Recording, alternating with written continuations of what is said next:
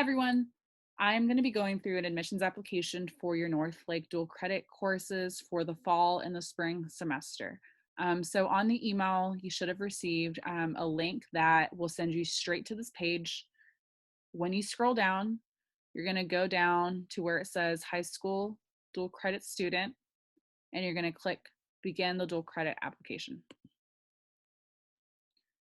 You have to fill out everything that's starred. So first name, last name, email address, confirm your email address, your residency options, and then indicate what basis you're seeking admission.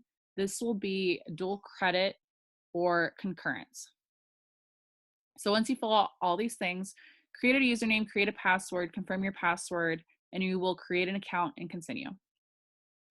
So once you get to the next page, which is the admissions application, page 1, you're going to scroll down and go to college plans. You're going to do fall 2020. Reason for attending will be personal interest. You're going to keep scrolling down. I plan to take courses primarily through Northlake College. Keep scrolling down. I intend to take all my courses online. No. Are you interested in applying to the Texas A&M Chevron Engineering Academy? Click no. Have you ever applied or attended any of the colleges of Dallas County Community College School District? If you have, I will need you to let me know, but if not, you're going to click no. So you're going to keep scrolling down, type in your social.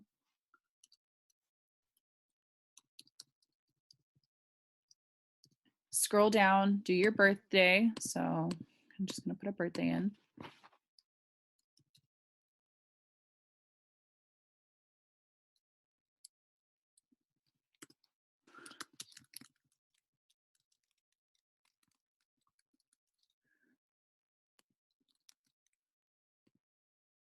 And then that'll be your street address, city, state, zip code. Choose a county. How long have you lived at this address? If you're not quite sure how many months, you can just go ahead and do 8 years, 0 months. And then for the permanent mailing address, if it's the same as your current street address, you don't need to fill anything out. So keep going down. Place of birth. And we'll do the states. For this part, for the country, it already has United States. If you were not born in the United States, that's when you will click the drop-down menu and find the country you were born in. Keep going down. Ethnicity, you'll pick one. Race, you'll pick one. Gender, female or male, you're going to pick one. And then this isn't starred. It doesn't have an asterisk, so you don't have to answer it. Citizenship. Are you a U.S. citizen? You're either going to click yes or you're going to click no. If you click no, you're going to have to answer any of the following questions that are starred. So no, of what country are you a citizen? You'll find the country on here. If you are not a citizen, do you hold permanent residency status? So that will be if you have a green card, yes. And you'll have to do the month, the date, and the year, and then the alien number, which is the number on the back of your card. If it will be no, you're going to answer the following question of if you actually have an application for a permanent residency card, yes. And if you click no, you're going to have to continue to question number 4, which will be, have you lived in Texas for 3 years leading up to your high school graduation? And it actually is not even applicable. So you can just click NA. But scrolling back, if you are a US citizen, click yes, and you'll get to skip all of these questions. Going down to military veteran status, you will have to answer this. So if it's none of the above, click none of the above. Emergency contact, the name of the person to contact in case of an emergency, and the emergency contact telephone number. So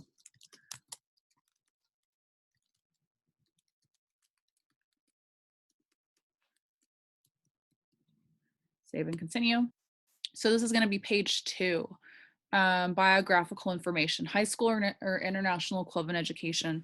I am or will be a high school graduate, which is going to be what you will select. What year did you or will you graduate from high school? So this will be your graduation year. If you're going to be graduating in 2021, 2022, 2023, or 2024. What best describes your high school or international equivalents. It will be a Texas high school, and you'll go ahead and search for Dubisky, and it'll actually be Dubisky Career High School and not John A. Dubisky Career High School. So you click on it, and keep scrolling down. So on these two questions, please answer the following. Did you take a career pathway course or courses for college credit? Did or will you graduate with an IB diploma? Go ahead and click no for both of them. Even if you have taken a career pathway course, they might ask you to show proof of it just because it's a college credit, but you don't need to do that for this dual credit class. So keep scrolling down. Which of the following best describes you?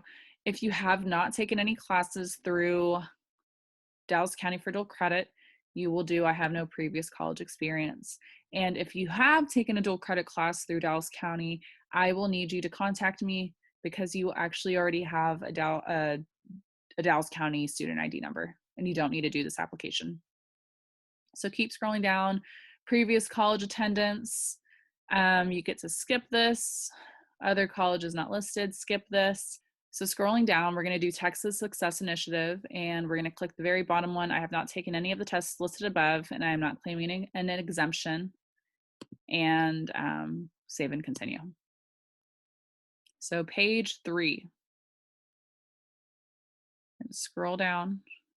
During the 12 months prior to the term of which you're applying, did you attend a public college or university in a fall or spring term? We're going to click no. We're going to scroll down. You don't have to answer any of these questions. Residency claim, are you a resident of Texas? That means that you live here, you're going to school here. You're going to click yes. Did you live or will you have lived in Texas for 36 months leading up to high school graduation or completion? Yes. When you begin the semester for which you're applying, will you have lived in Texas for the previous 12 months? We're going to click yes. Okay. And then this last part, part E, basis of claim to residency, you will actually get to skip this part. Save and continue. Okay, so here's part F. You'll scroll all the way to the bottom and click save and continue. If you do need to answer any of these questions or it actually makes you, it has an asterisk on it which requires it for you, please contact me and I will help you out with these questions. So we're going to scroll all the way to the bottom, save and continue. And then page 5, general comments, bacterial meningitis information, exemptions, certification of information. You are checking this box and that it will be your electronic signature verifying that you comply with everything listed above. So for bacterial meningitis, we are still trying to get information for dual credit on this for next year, and I will keep you updated on everything. So you can read everything on here and then save and continue. Then we're going to scroll down and it will just all be a summary of everything that you input on your application. Make sure that your birthday is right, your social is right, your address is right as well, and keep scrolling down. And if you have to make corrections to any page, you can actually click make corrections or additions to page 4, and it has one after every section that you completed.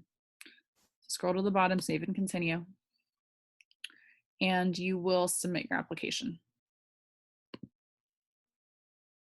Sometimes it has this error processing your application.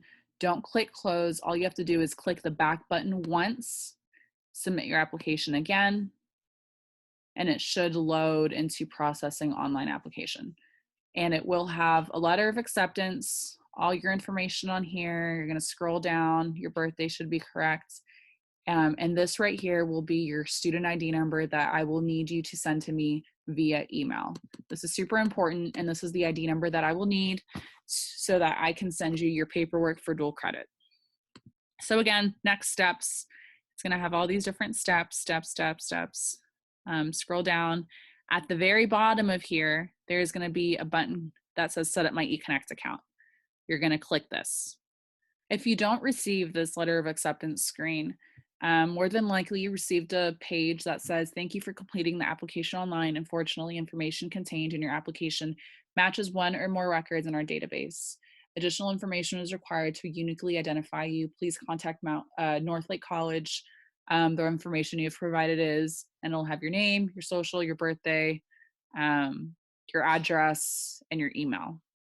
So in this scenario, what you have to do is scroll all the way to the bottom, and this application number right here, I need you to take a picture of that, and I need you to email me with your name, your birthday, this application number. And what we are going to have to do is contact Northlake so that they can update your information in their system. And it takes about 2 to 3 days for them to receive it, process it, and you will receive an email after this is done with your ID number. And you will not be able to set up your eConnect account until you have your ID number. So going back to students that did get the acceptance letter, you're going to click Set up my eConnect account, click it, and then what you're going to do is you do your last name, your birthday, your email address, and then the 7-digit ID number that you received on the previous page. So 35.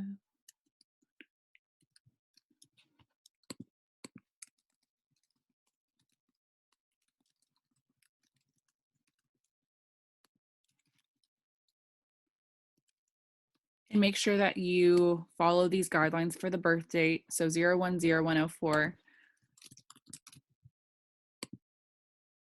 Submit, and on this next page, you're going to set up your eConnect password. So new password, confirm your password, do a security question, and make sure that you click Enabled Enhanced Security, click Submit, and you'll have set up your eConnect account.